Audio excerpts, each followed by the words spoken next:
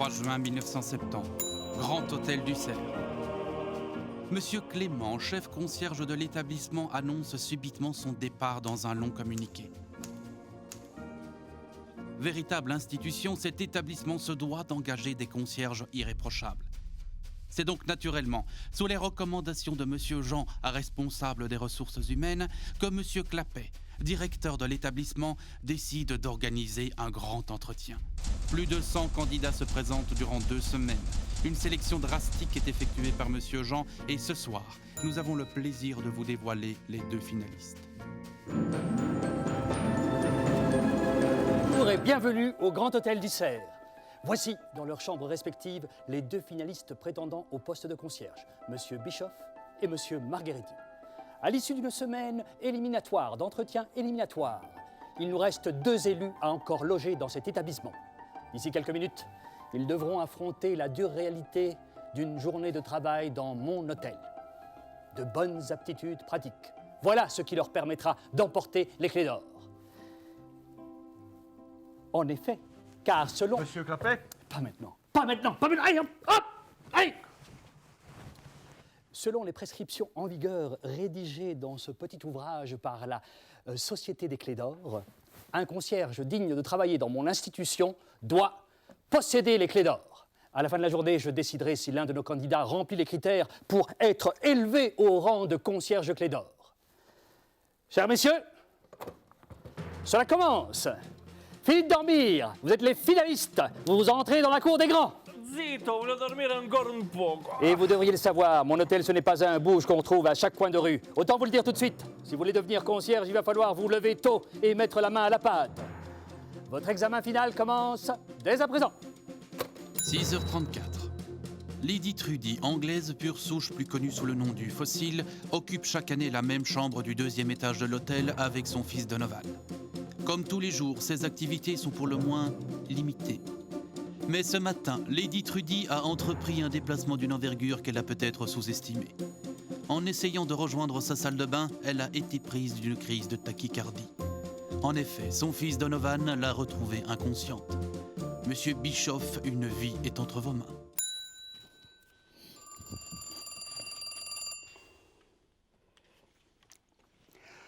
Hello? Yes, I need some help. My mommy is... My mommy... Mommy! Call the emergency. I need someone in room 40. Please, do you know CPR? Hello? Oh, she looks so pale. Are you there? Hello? Hello? Hello? Mr. Bischoff's here? Yes. My mother is dead. She's dead, you understand? Understood. I understood. Dead, yes? Damn it. Mommy. Damn it. Mommy. Une putain de bombe bourrée d'explosifs va tout faire péter. 6h43. Comme tous les jours, lors de sa tournée de nettoyage, Madame Dolores se rend dans les sous-sols au local de Tridécoli. Alors qu'elle testait son tout nouveau plumeau à manche télescopique, sa découverte surprenante se solda par un puissant cri. En effet, elle reporta au guichet de l'hôtel la découverte de ce qu'elle appela une putain de bombe avec plein d'explosifs qui va tout faire péter. Monsieur Margheretti, sauvez l'hôtel de ce colis mal intentionné. Ma che cosa è questo? Non è il mio lavoro, qu'est-ce que je veux faire? Ah, je sais, ritorno a casa, sì, ciao. Non, casa! Pacchetto! Pacchetto, mia. Allora sì, papà, cioè se ne va il rosso. Mamma, prega per me, prego.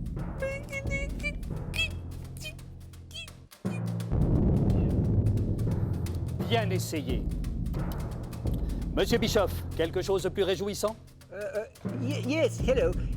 I understood. Your mommy and daddy are here. Damn it. Yes? 6h55. Madame Fabiola est une bonne vivante. Elle aime venir se détendre à l'hôtel et est une inconditionnelle de l'opéra. Les clients des chambres voisines en payent régulièrement les frais. Mais ce qui n'est pas toujours facile avec elle, c'est quand elle décide de nous communiquer une réservation. Car elle a ce que l'on peut appeler de graves lacunes en matière de communication clarifiée. Monsieur Bischoff, trouvez le nombre exact de places réservées par Madame Fabiola.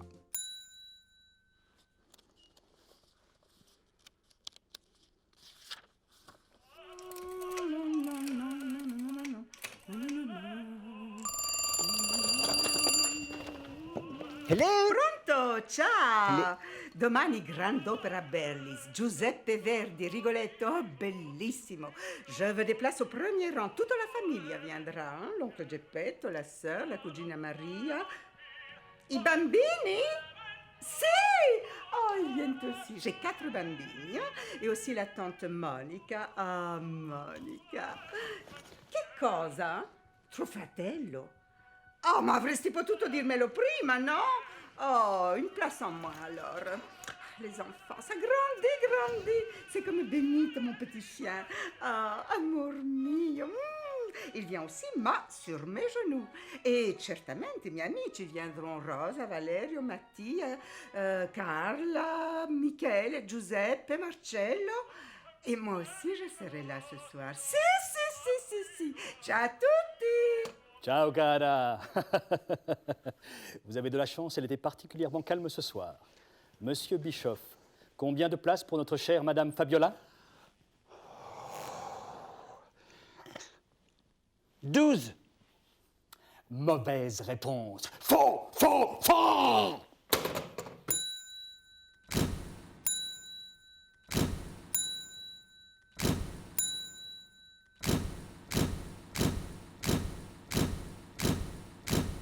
« 21h. Madame Vanda, connue pour ses talents de danseuse, l'est tout autant pour ses nombreuses conquêtes. Ce soir, si elle a décidé de danser, c'est peut-être qu'elle a une idée derrière la tête. Effectivement, depuis la nuit des temps, les concierges d'hôtel sont très convoités par la gente féminine. Monsieur Margheriti, restez professionnel et ne vous laissez pas tenter.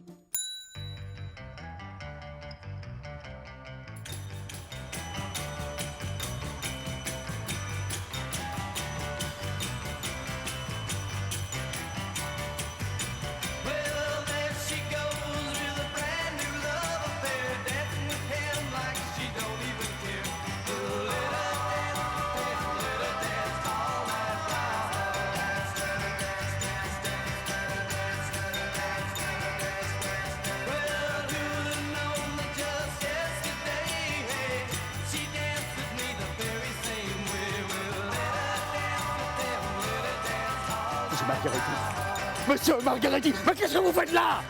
Vous prenez pour Travolta? Encore un professionnalisme ici! Encore! Ce qui tout! Cet hôtel n'est plus ce qu'il était! Les clés d'or! C'est de la merde! Ah! Nom de Dieu! Monsieur Jean! Comment avez-vous fait pour réquisitionner ces deux souillures?